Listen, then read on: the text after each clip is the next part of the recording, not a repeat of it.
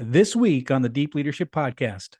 It's not just about making more money and having the car and having the house. Honestly, what I've learned over the years and after making $3 million online is it's about freedom first. When you're able to have that taste of freedom, it's changed everything for me.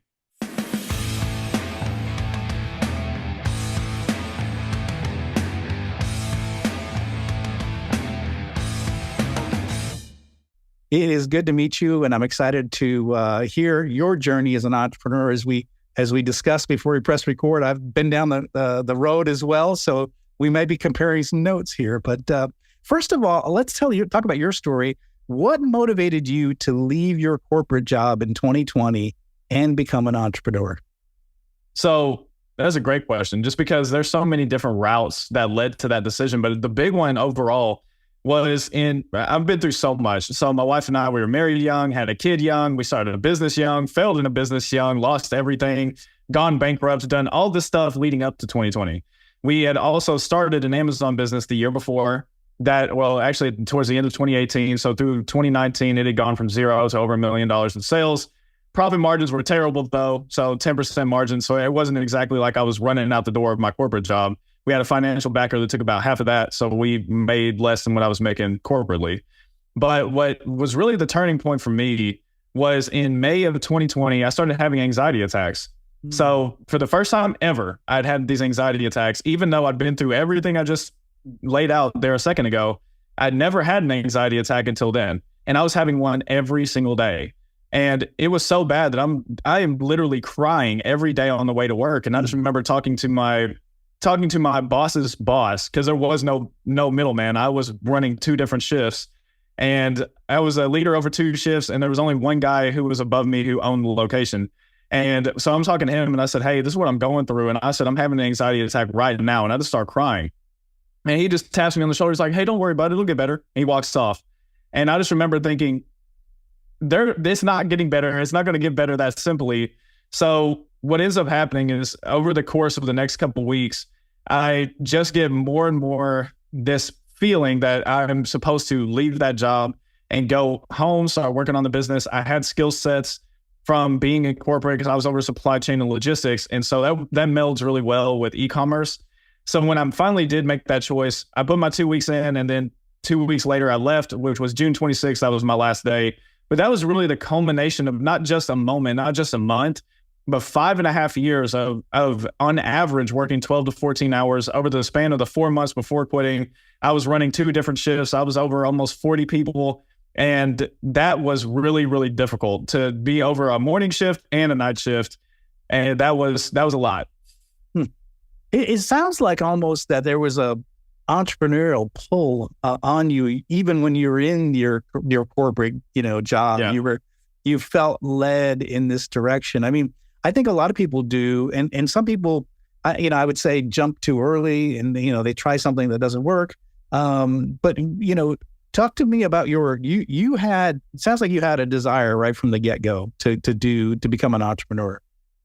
So what's hilarious that you would say that is, growing up, I would never have said that about myself. Okay. Just because when I was really young, so those formative years of 0 to 8 years old, I had seen my mom and dad, they both worked in a full-time job until they retired a few years ago. They were in that job for over 30 years. Same job, 30 years. So you can imagine growing up in Tennessee, that's what I was taught, was you go to school, you go to college, you go graduate, you get a job, and you stay in that job forever until you retire. So there was nothing that really innately told me, hey, you're going to be a business owner one day. But I saw my mom, and honestly, there was actually the opposite had happened, because in those formative years, I'd watched my mom just jump from business to business to business as her side hustle. She was doing every kind of MLM that was out there. And then she was doing some other things on the side. So she was working a full-time job and doing a bunch of this other stuff. And I just remember it causing a really big divide in our family. But one thing I did know was when I got a little older, there was this video game that came out. I used to love playing video games. And it was on the PlayStation 2, and it was called Need for Speed Most Wanted. So I'm sitting there and I'm driving my little Lamborghini around, and there's a mansion that's on the beach of this video game. And I just remember pulling up in front of it, and I said, I'm going to own something like this. And disclaimer, I'm not there yet, but what that did for me was that just built belief that I could. And looking back on that moment, it made me realize I never saw that as the path working. My first job was at a movie theater, making $7 an hour. I'm not going to own the Lamborghini and have a mansion. Then going and working at the post office, that wasn't going to do it either. So then when I went into corporate a few years later, I realized that's not going to do it either. But I'd had this moment where I'd quit my job at the post office and I'd gone into business. And yes, that business failed, but that doesn't make me a failure. What I got to learn from that experience was I got to taste freedom for a moment. Where it was just, okay, I don't report to anybody. Yes, I didn't have any skills, obviously, so I lost everything quickly, but it gave me a brief insight into what the world of entrepreneurship looked like. It's not just about making more money and having the car and having the house. Honestly, what I've learned over the years and after making $3 million online is it's about freedom first. When you're able to have that taste of freedom, it's changed everything for me. It's interesting that you went in that direction, because I think a lot of entrepreneurs do talk about the Lamborghini and the the ocean, mansion and what have you. Yeah. And maybe that's what motivates them maybe to get started. But for me, it was always the freedom aspect. And I worked 22 years in corporate working for other people. And I ran 8 different manufacturing businesses that were always other people's money and other people's way they wanted to lead people. And after 22 years, I just said, it's hard for me to sort of almost give up on who I am to choose another person's version of leadership. And so for me, it was, I want to do this on my own and be able to lead people the way I want to lead them. And what I found was that freedom was incredible, because I didn't realize it was almost like beating your head on a wall. And then when you stop, you're like, well, that doesn't hurt anymore. That's the way it felt when I started like on my own business. I'm like, oh, I don't have to beat my head on a wall anymore. I can just do things the way I want to do things. So there was a misalignment between me and the companies I worked for, towards the end, especially towards the end. And so I think that's what a lot of people see is that, when they're misaligned, it sounds like you're misaligned too, because you're having anxiety. So it's time to do something where you're more aligned to, which is what it sounds like for you. That was the case of going on your own, was more aligned to your own personal goals and missions and what you wanted to get out of life. Yeah, that's 100% correct. I love what you just said, because there's a quote, I heard it just last week, that said, when you're an entrepreneur and you've been an entrepreneur long enough, you're unemployable. I can't go get a job now because I like the way that I run things. I like the way that I take care of things, because my number one goal as a leader is to take care of my people. I learned this working in corporate was I never really played well with upper management, and that got me in some hot water from time to time. But I just realized, why would I treat my people like numbers and like cogs in the machine when I could treat them like people? If I treated them like people, I took care of my team would always take care of me. I took a location from the worst location in the entire region to the best location in less than 90 days, just from loving on my team and taking care of them and actually doing what I said I was going to do. It wasn't really, really hard, but what I realized in that moment is as I got closer to actually exiting that corporate career, is there wasn't room for me to grow anymore. There was a gentleman, so I was running both shifts, and I was supposed to go up and get this higher paying position, become mid-management, and take over a lot of supply chain and logistics. But what happened is this guy who was really bad in another part of the region, he was the vice president of the region, got demoted into that role. And when he got demoted into that role, that's when I started having the anxiety attacks, because I felt capped. He did not treat people correctly. I watched him scream and yell at my team, and I go, these are my guys. This is my team. I have built them up. I've been there with them when they've been going through a divorce. I've been there with them when their car was getting towed out of the parking lot. It's like, I've been there. It's like, so you're here, you just showed up and you're treating them like that. I just couldn't get behind it. And like you said, when there's that misalignment, and you have the opportunity when you're your own business owner, when you're an entrepreneur, you get to choose how you're going to take care of people. So that's been the greatest gift of being a leader. It's being a leader the right way, in my opinion. I love that. So we had a similar approach there for sure. So why did you choose? Like I'm in the business that I've been in my whole life. So I'm in the manufacturing side of things. Why did you choose consultancy and virtual events? How did you end up in those two, I guess, industries? Yes. So amazing rabbit hole of how that happened. So in 2020, when I left that job, we were doing Amazon. Amazon ended up shutting us down. Amazon is really finicky. So at that time, we spent $15,000 on a pallet. We bought it from this guy who had the nice house, who had the car. He sends in this pallet, but he doesn't send it in with the right paperwork. So we get shut down. It doesn't hurt him, it hurts us. So we go from, hey, we're doing pretty good to $100,000 in debt in a moment, one moment. And if you guys are listening, if you don't know about Amazon, when they shut you down, they hold your money forever and ever. They do not release it after a return window. And that doesn't make a ton of sense from a business perspective and business practices, but I digress. But what ended up happening was it became a blessing for us, because 2 months later, when we're sitting there stressed out how we're going to make income, how am I going to put food on the table? That's when we ended up discovering another business through Shopify, through Facebook, Instagram, just those different channels that ended up going to $1 million very quickly. By the end of 2021, we started helping a whole bunch of underprivileged kids, which was amazing. But what ends up happening in 2022 is there's just so many different waves because we were using Facebook as our main channel, that there was times that we're doing 300-400 orders a day. And then Facebook come in, it's like, hey, we're just doing a security check, just making sure everything's good. And they would shut your account down for one single day. But they shut your account down for one single day. That's 300 to 400 orders shut down in one day. So that is a significant amount of revenue and a significant amount of profit that is gone because of that. And then we would just watch our traffic fluctuate so much that it got to the point where faith is big for us. We're just sitting there praying and we're just saying, okay, what are we supposed to do? And we just felt as if we were supposed to give up that business, and we decided to just let it go because it was not giving us any peace anymore.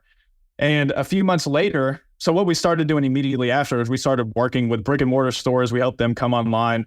And so we were using the skill sets that we have. That's where the business consultancy kind of started. That was the brainchild for it at that moment. But there was a lady came to me and she said, Steven, I've spent $10,000 on consulting to run my online event. We'd already run some of our own. We had a mastermind. We were running virtual events to help marriages of all things. And so this lady had seen a couple of them, came to me and said, hey, I've done this, but I still have no idea how to set anything up. Can you just help me out? And I said, sure. And so I gave her this price. She paid it. We came in, we set it all up, we filled it and ran it, and she got really good success. And I said, hey, maybe there's something here. And after that, we signed on with a big PR agency who was running all their events. And so that went pretty well, just being able to get that exposure. And then after that, we've just been in that industry ever since. That's been the main thing. And it's just been really fun to help coaches and consultants just be able to get their voice out there. And that's how we progressed. That was just it sounds simple now, but that was a wild ride back then. Well, there's two things that really stand out for me. And again, people who are listening in, if you're considering an entrepreneurial route or you're in an entrepreneurial route, there's a couple of lessons here that I noticed. One is full dependency on other people. So when you're depending on an Amazon, for example, or if you're depending on Facebook, you're depending on Twitter, you're depending on any one of these social media platforms to assist in your business, at any point in time, they can change the rules or do something to you and can shut you down completely. And you've lived that story. And I've had many friends that have lived that story as well. So, whatever you're doing, be careful not to be fully dependent on one social media company that can change their rules overnight and your business revenue completely disappears. So one is you learned that lesson early on and you made it shift now where you're not dependent as much. So that's one. And the other thing I noticed too is you took the skills you learned doing things that didn't end up fully successful to create something that was fully successful. In other words, the skills that you learned through failure in some cases helped you be successful. And I think we forget about the power of failure in helping us learn skills that are going to help us be successful. Would you say that's probably some of what you learned through that? 100%. And I think the reason why that is, I love that you bring that up. I had a guest on my podcast last week and he said the same thing. It's like people are just afraid to fail. Yeah. And I said, it's because of the negative connotation around the word fail and failure. When you hear a lot of people, they internalize that if this thing didn't work, that means that I'm not good. That means that I failed. That means I'm not taking care of my family. That means I'm not doing the right things. But what if you change that and you said, what did I learn from that? Yeah. And that's what happens, because for me is that I was able to say, this is what I learned. This is what I learned running e-commerce businesses and we over a span of time, we had 10 employees like that. This is what I know. When I was in corporate, I was over 30 different people. I had to hire and fire all the time. It's like, this is what I know. And then when you have the skills, you can transition that between industries. It may take a little more time. I've realized that when you go from B2C to B2B, it's a whole different ballgame, whole different world. I went from hiding behind the screen and just typing on the keyboard and just moving some stuff on a spreadsheet to make money, to where it's like, I've got to be interactive with people. I've got to network. I've got to make content, whatever that is. But what's amazing is, like you said, is no longer am I fully reliant on any single platform. That's been a thing that we've learned.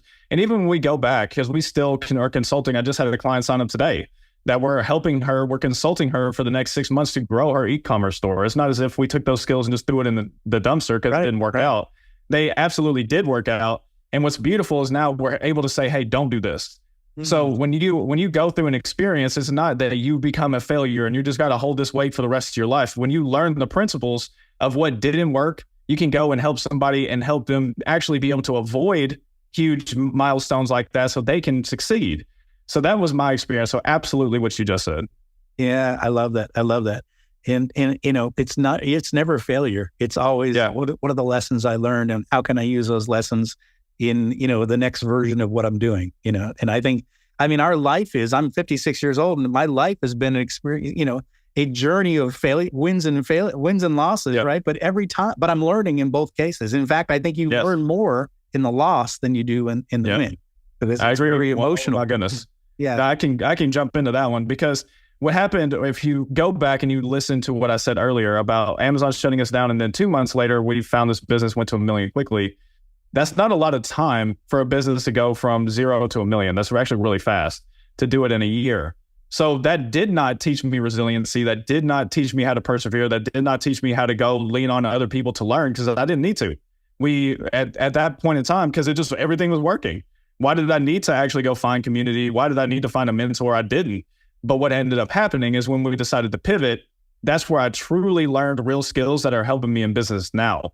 I think that the wins are amazing, but sometimes wins can become a crutch, because if you sit there, especially with us, when you're doing 300-400 orders a day, that's little shots of dopamine all day long. Mm-hmm. But when it goes from you're getting these little one-off sales where you're making $5-10 a piece, to where you do one big offer that maybe you only close one of those 1 month or a few every other month. It's not all the time.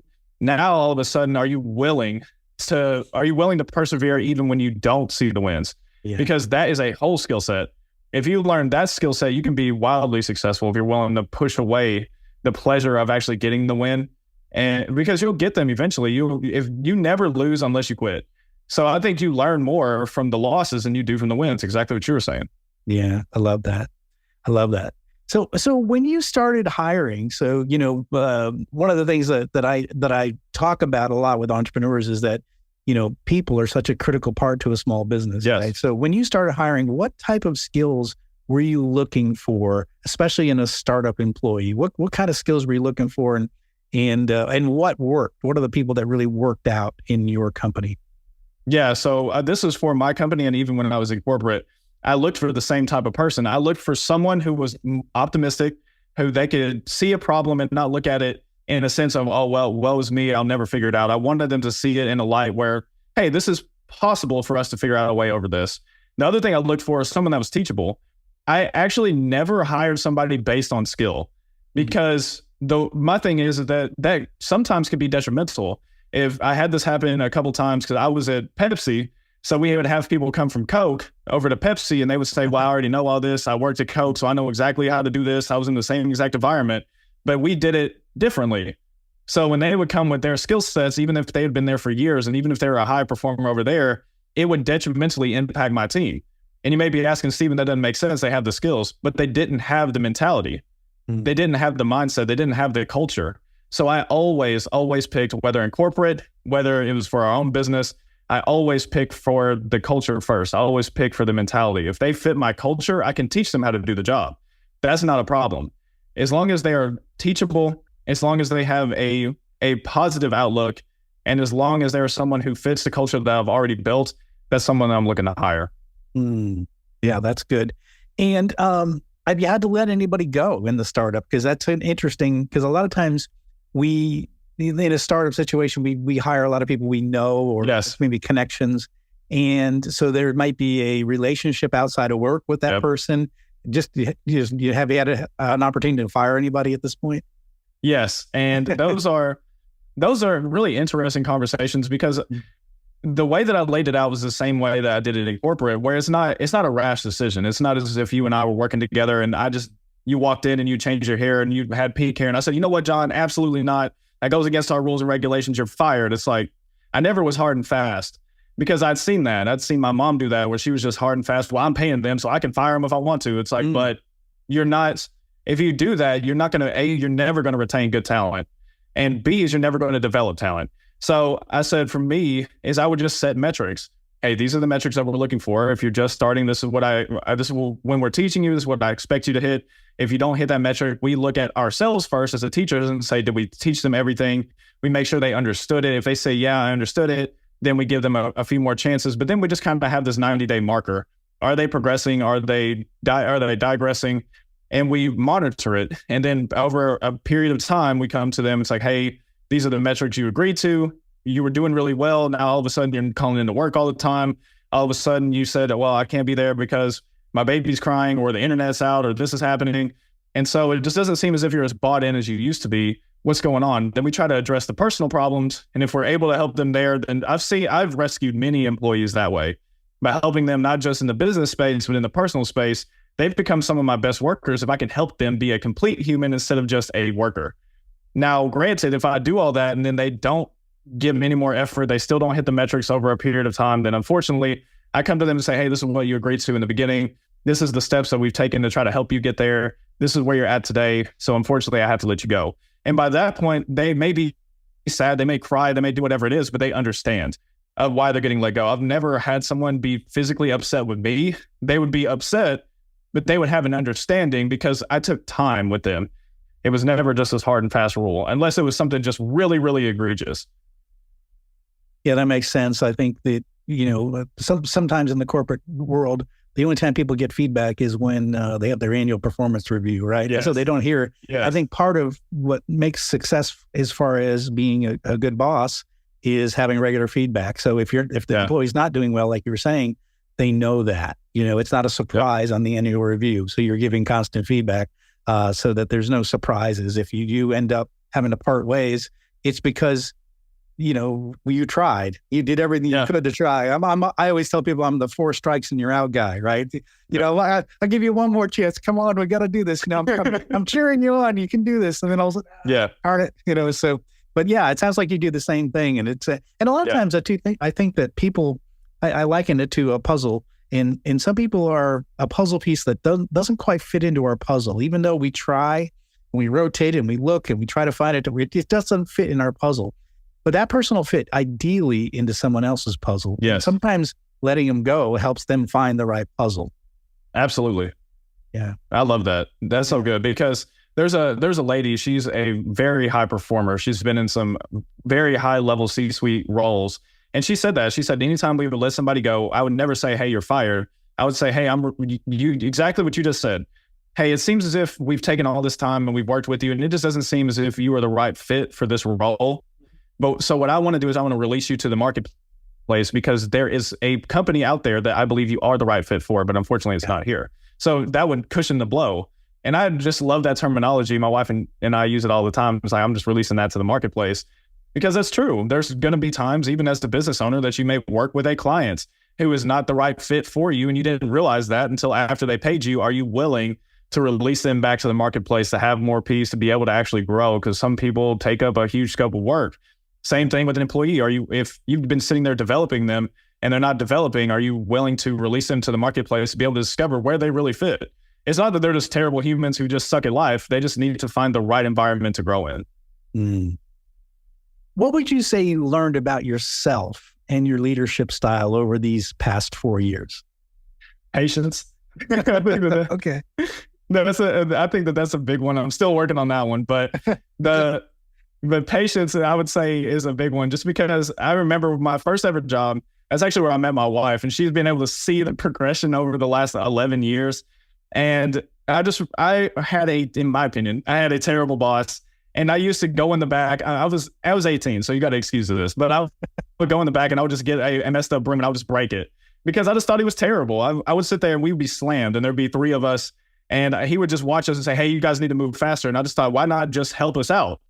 If you want us to clear this line, you could just jump on a register and we could clear it out just much, much faster if you would help out. And so then when I transitioned and I was at the post office, I just watched a lot of people who were complacent. A lot of leaders where they knew I have job security. It's almost impossible to fire somebody because they're all unionized. So I just saw complacency and I thought, I don't want to be that.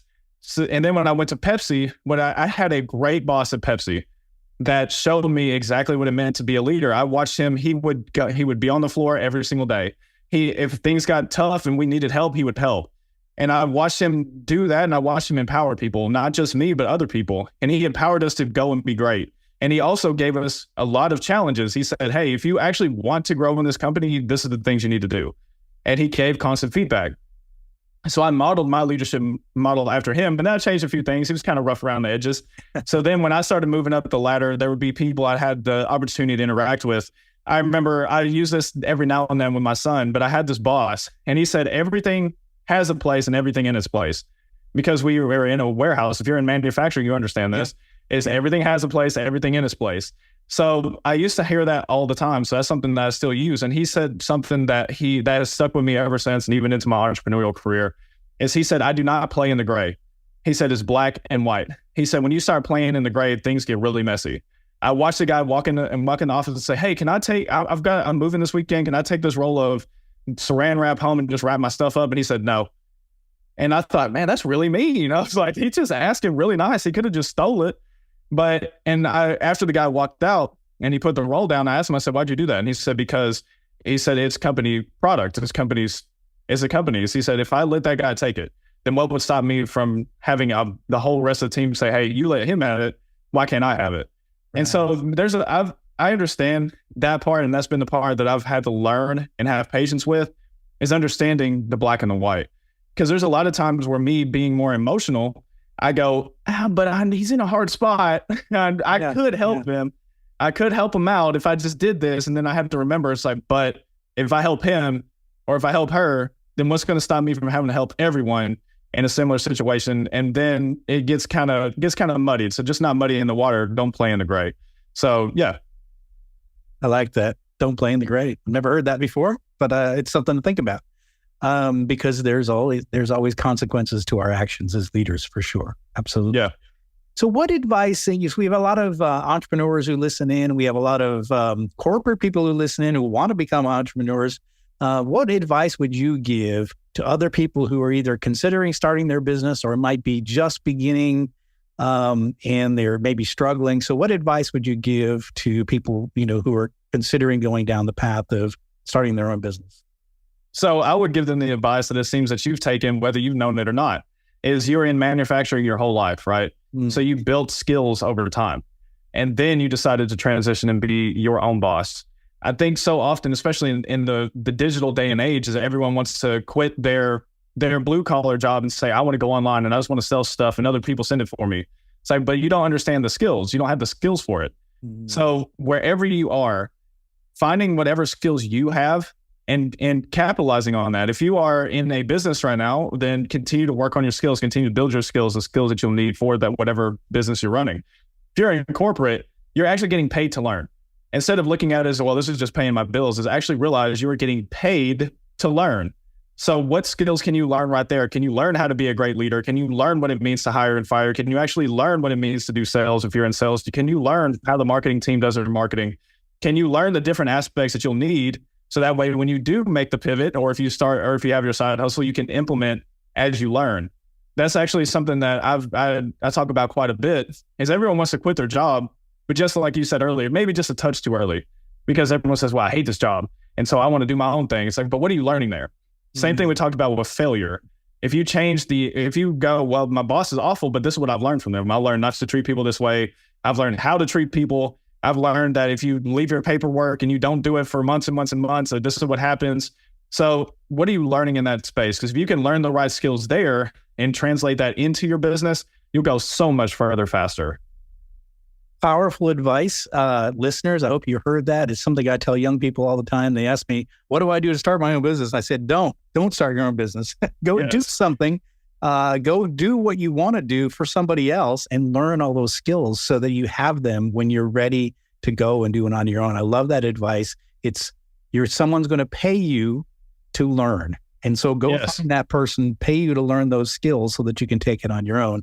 That makes the learning curve a little bit less steep when you jump off on your own. For, as you said, I did all my whole life in manufacturing. When I started manufacturing was the easy part. I knew that. The hard part was getting customers for my products and my new brand, right? That was the hard part. But, the whole setting up a whole manufacturing plant and developing products, that was easy stuff.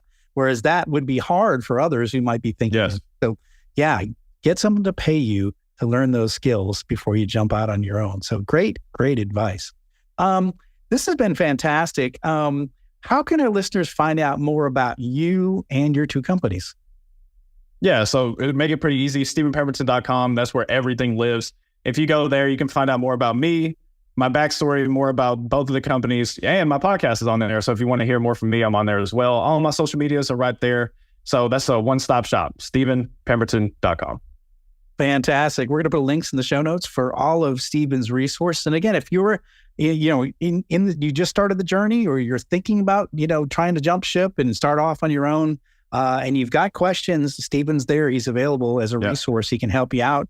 If you're in a business and you're moving forward and you need some help, he's also has a business that's there to help you to be able to get that consultant on board that has been there, done that, and can help you get your business straightened out. If you're having some problems, he can help you out. So I highly encourage you to reach out to Steven and ask him a question. Tell him you saw him on the show and you want to learn more. This is a perfect opportunity to do that. So, Steven, I want to thank you for coming on the show. I learned a lot. I really appreciate your story, your journey, and I really wish you the best of luck in continuing these two businesses and even more in the future. Awesome, John. Thank you so much for having me. Well, thank you again. Well, that's it for today. Thank you for listening to Deep Leadership. If you like this podcast, please subscribe and share so we can continue to build a world with better bosses. Until next time, this is John Rennie saying take care and lead well.